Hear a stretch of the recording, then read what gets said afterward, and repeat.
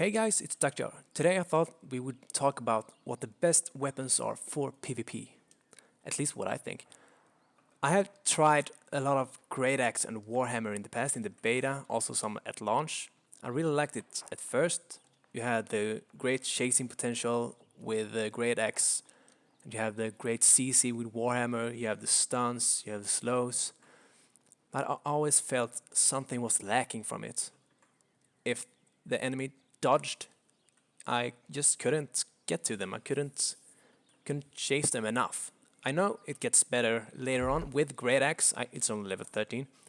You do get Bloodlust. You move 30% faster, and you deal 15% more damage if you're within 15 meters of them.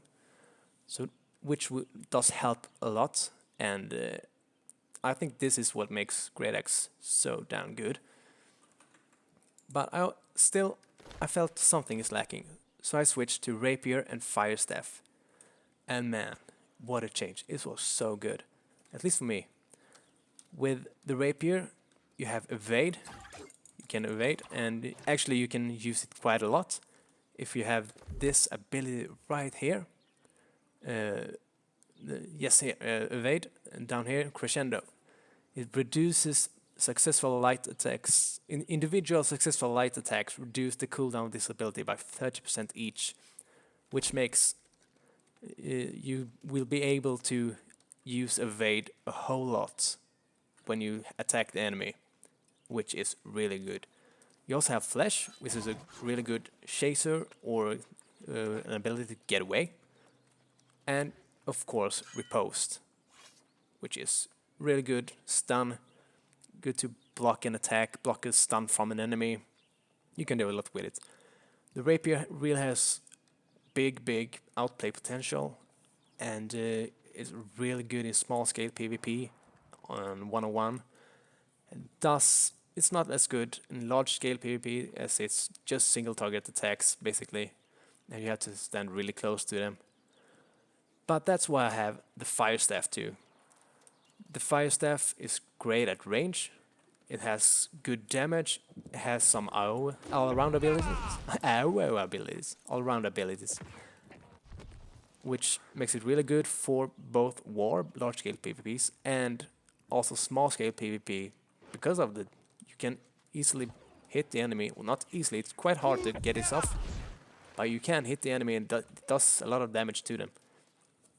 You also have good light attacks and heavy attacks with this weapon.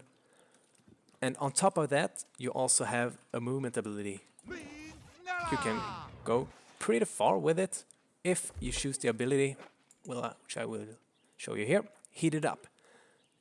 Burnout goes 50% further. That's what makes it much better. Then I really noticed a difference when I got that silence.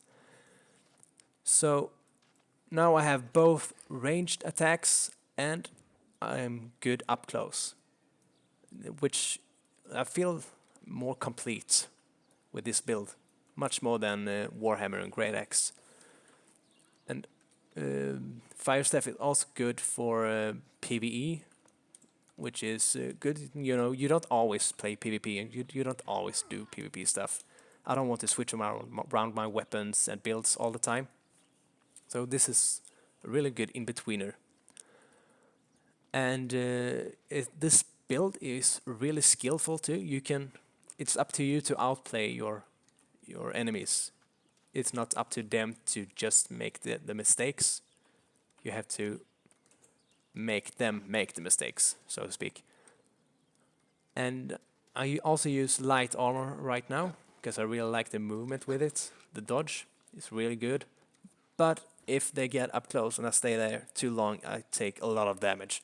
That's why I think I might go medium armor in the future.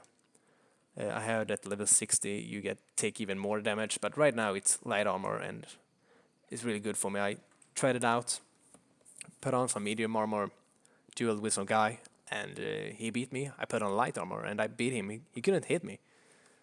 That's really the difference it makes with light armor or medium armor. I also tried heavy armor when I had the great axe and warhammer, and I never liked it. I could take a few blows up in the face of someone else, but I couldn't move. I couldn't get away really. Even when I had the greataxe charge, it was still hard to get away because I couldn't dodge their attacks. I just a slow sidestep. That's it for today, guys. Thank you for watching. Leave a like and have a good one.